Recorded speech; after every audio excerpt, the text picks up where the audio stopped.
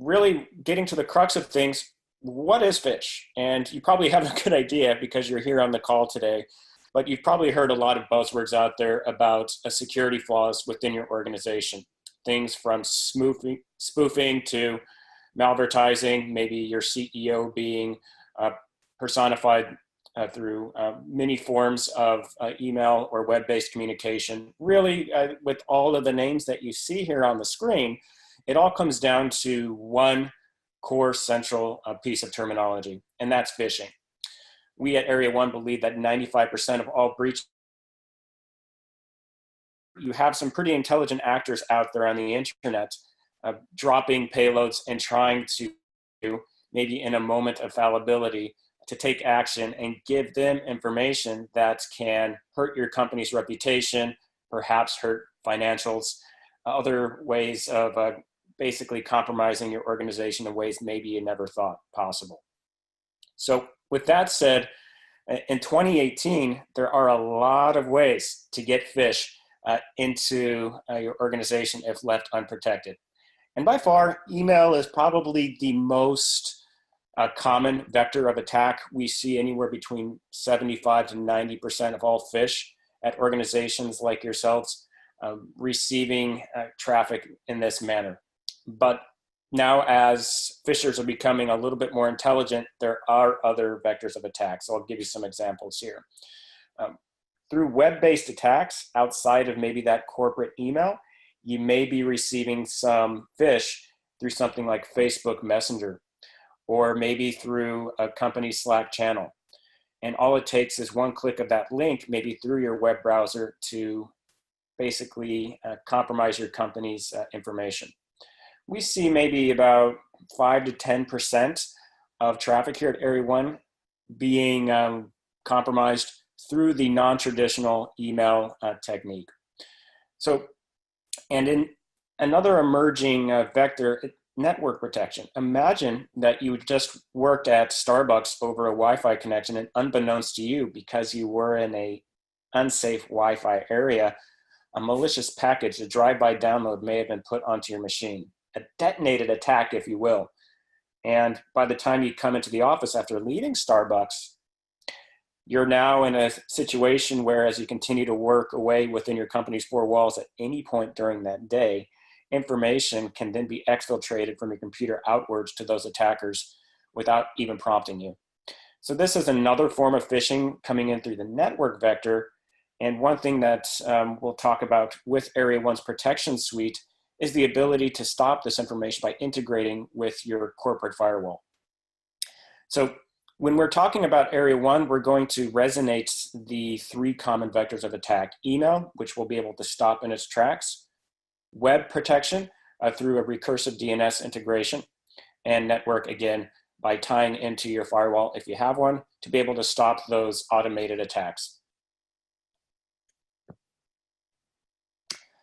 Now, when it comes to phish today, there are ways to protect using some commodity solutions out there on the market. For example, you may have a secure email gateway or something like Office 365 Google that does a pretty good job of capturing commodity-driven spam. So all those annoying pieces of mail coming in, maybe asking you to buy a purse or buy a handbag or something like medications. And by and large, a lot of solutions like maybe a secure email gateway or a mail server have some built-in technologies to stop those types of attacks. But when it comes to phish, those cleverly architected pieces of mail that purport to be your CEO, or maybe looks like an Office 365 logon page, that can slip through the radar. Sometimes companies will try to combat those types of phish using education, which helps a lot. If you have your employees know what to look for when they're receiving email, that can really throttle the number of attacks where maybe you'd have passwords exfiltrating out to the internet for maybe your document shares, to financial documents, what have you. But we're all human. We're emotional beings. We get tied up. We have a lot of work we need to do. It just takes one email coming through that one employee clicks on that can wreak the most havoc. So while education can help, it doesn't outright solve the issue. And perimeter defenses, for example, firewalls, they can help as well, but again, they're reactive in approach. So we can't stop all phish out there. So there needs to be another way. And this is how our founders decided to attack phish. We decided to be preemptive in approach.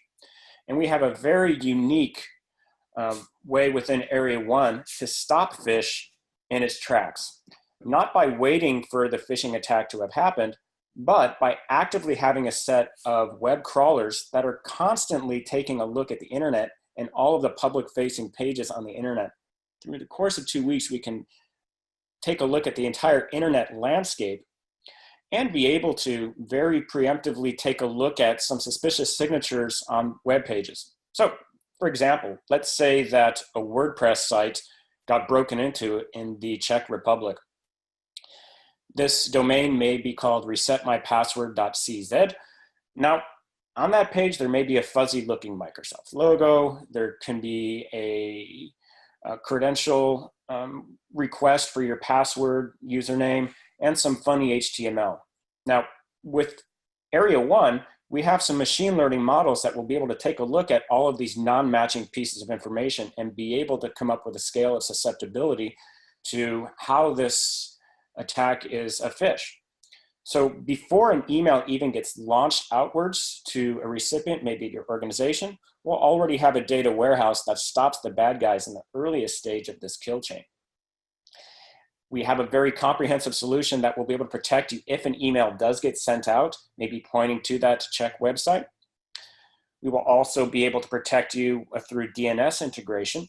If this bad link were to come through over a social media channel, through Twitter, through Facebook Messenger, what have you, you click that link, you'll have that web transaction be stopped in its tracks. And lastly, with network protection, if a URL is being presented to you anywhere in the world, and if it's something that originated, let's say, in an insecure source, but later time bombed through a corporate connection, then you'll be covered there as well. So that's what we mean by comprehensive. And the last thing that's pretty unique to Area 1 security in my history is the ability for us to be accountable. So as far as our protection goes, we want to only charge you for what we're able to capture. Sometimes solutions out there will just charge you a blanket fee from month to month and give you the reassurance that you're protected. But with us, we want to make sure that we protect you 99.999 plus % of the time when it comes to phish. So we're incentivized to capture phish through a pay per phish model. And also at the same time for you, what that means is you will only be charged for what is being captured. So that's what really makes Area 1 really unique. You would only pay for malicious phish detections coming across all of your traffic vectors, whether they are through email, whether through web and or firewall. And with us, there's no upfront cost or time commitment. You can plug right into your email ecosystem, your DNS, your firewall through a quick 30-minute setup with our awesome solutions consulting team. And we have price protection. So if you have a runaway meter, let's say, for example, you got 1 million phish caught hypothetically in 1 month, you're not going to be charged $10 million. Of course not. We'll have a predetermined cap that will make sure that if you hit a certain volume based off of your company size, we'll continue for the rest of the year to protect you from phish with no additional cost. And this is what we call, again, our pay per phish model, $10 per malicious phish detection. So with that said, we'll go ahead and now switch over to our customer demo portal. So what would things look like in terms of accountability if you wanted to see how much phish were being caught within your organization, unique to the traffic flow that you have, and also give you insights into what kind of phish attacks are being made at the current slice of time. So with that said, I'll go ahead and switch over to our Area 1 Security Customer Portal. Now, envision if you were with us through what we call a proof of concept or proof of evaluation, POV, that you'd have the ability to take a look at all of the metrics that relate to phish attacks within your walls or within your company. So with this very easy to use portal, we have a dashboard that will give you a high level understanding of the amount of phish that have been stopped within the past 7, 30, 90 days, etc. And we're able to give you some really intuitive illustrations of how we can make that happen. So here, let's say hypothetically through this demo data that I have in front of me, envision now that 76.9% of all my attacks came in through the traditional email channel. I can also get some visibility into the emerging threats like the web threats coming in through Facebook Messenger, through Slack, etc., as well as the network threats as well, which will be the smallest part, but possibly maybe perhaps one of the most dangerous. We scroll down and we're able to take a look at the phishing detections that have been made within that past slice of time. So you'll get some aggregate statistics, total numbers for the amount of phish that were detected across each vector. But maybe you want to see things in a little bit more detail. So if you're ever curious about the maliciousness of the types of phish that were caught in the past slice of time, you have the ability within the Area 1 ecosystem to have some statistics be drawn up that prove to you our accountability. So in the past time slice, let's say, for example, we were able to detect 258 phish. We would only charge you for the 213 malicious. As an additional value add, anything that's suspicious, like a bad reputation URL that may be a little bit sneaky, but probably not the most malicious of activity, we would be able to categorize for you, but we wouldn't charge you $10 per hit. So we do have some ways to provide some additional value, as well as spoofs. If there are any kind of mismatches between the sender envelope and the data from header within the SMTP package, for those of you out there in the IT sphere, we would be able to protect you there as well at no additional charge. You also get some indicators about daily traffic and the types of hits that have been made. So for example, if there was a malicious hit, what are the total aggregate numbers of phish that were made by maybe bad file attachments, domains, so forth. These statistics give you some great insights into trending indicators, and for the most common forms of phish, you'll be able to see some leading indicators for what the main subject lines were and so forth. So really powerful statistics at your fingertips. We're constantly evolving this customer portal to give you more drill down based statistics, but also equally excitingly, we can also be able to move over very specific notifications to you via SIM, via email, integrations into Slack. So if your IT team wants to be up to the minute, near real time for maybe very specific emails coming up and down the pipe, they'll be able to absorb that information very cleanly. So the last thing I just wanted to talk about before we jumped into the Q&A is the ability to take a look at maybe some of the phishing campaigns that are out there. So if you're just curious what's going on around the world in very specific industry verticals, well, here's where you can be able to take a look at what we've been able to capture at a glance. So here we have some actors, sometimes nation states, other times they're just rogue international organizations, but here you can see the top attackers in the past slice of time. CN1, for example, is a Chinese nation state organization. If you wanted to take a look at what kind of phish they've been known to share, you'll be able to get some human readable information here and take a look at their history. The CN1 organization, for example, has been around since 2010. And in this case, then maybe they want to target some high profile US targets in the corporate and government space. Also, you can look at some leading indicators by industry vertical. So if you wanted to see what's going on in the finance services space, because you happen to be a finance organization or healthcare, you just, wherever your curiosity is, you want to learn, you can click at the specific actor level and get those drill down statistics. So this portal is very powerful and lets you know what's going on in your organization. It lets you know what's going on at the industry levels, and you'll have no rock and turn in terms of the amount of phish that are captured, and we'll be able to make some meaning for you in that respect. So with that said, what I'd love to do is be able to answer some questions. So we'll go ahead and turn things around. I'll go ahead and see. It looks like we got a couple of questions here in the chat window. And first question we have here is about our accuracy. So within Area 1, we're able to capture, again, about 99.99+% of phish. Again, going through a very preemptive approach through our web crawlers. We're constantly scouring the web. We have a set of sensors deployed across the world in very disparate locations, and the web crawlers that are dispersed from each are constantly crawling the web, and that's what helps us be able to stop the phish very, very early on, and anything that is just starting to form on the web, we're able to take notice of. Okay, let's see. Any other questions coming through the pipe here? So how does Area 1 protect against false positives? That's a great question. So for all of the good phish that we do capture, there are possibly going to be false positives in those 1 out of 10,000 scenarios.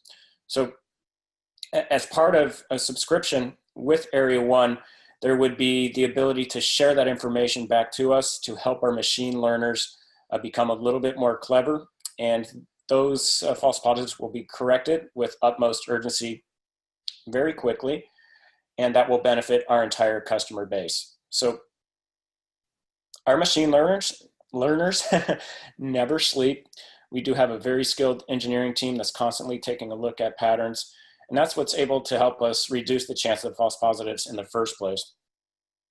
But other than that, yeah, this is pretty much our protection coverage suite. Let me see if there are any other questions. Anybody else out there have any questions on top of mind? We definitely have an open forum here and a few minutes left if there's anything I can do to help you out.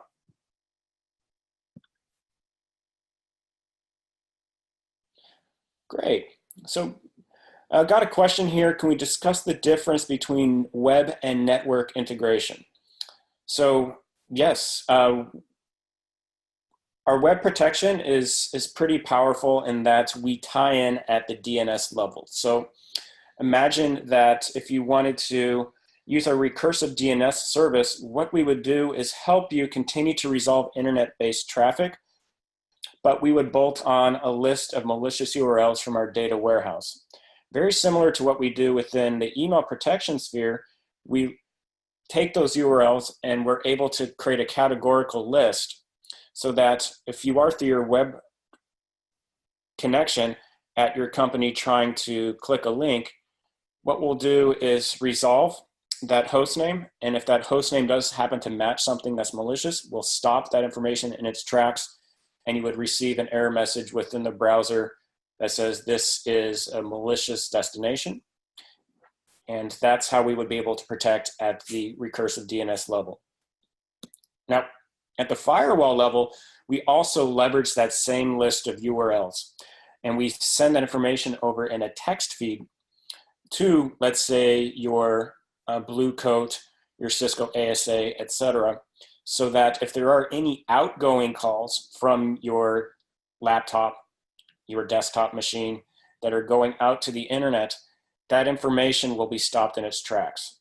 So outside of the traditional mail vector SMTP, outside of the traditional port 80, port 443, HTTP vectors, any other kind of exotic ports that are called upon for reaching information outbound to the bad hacker, your firewall will be able to see that destination, be able to stop it in its tracks, and give you that automated protection level within your company's four walls.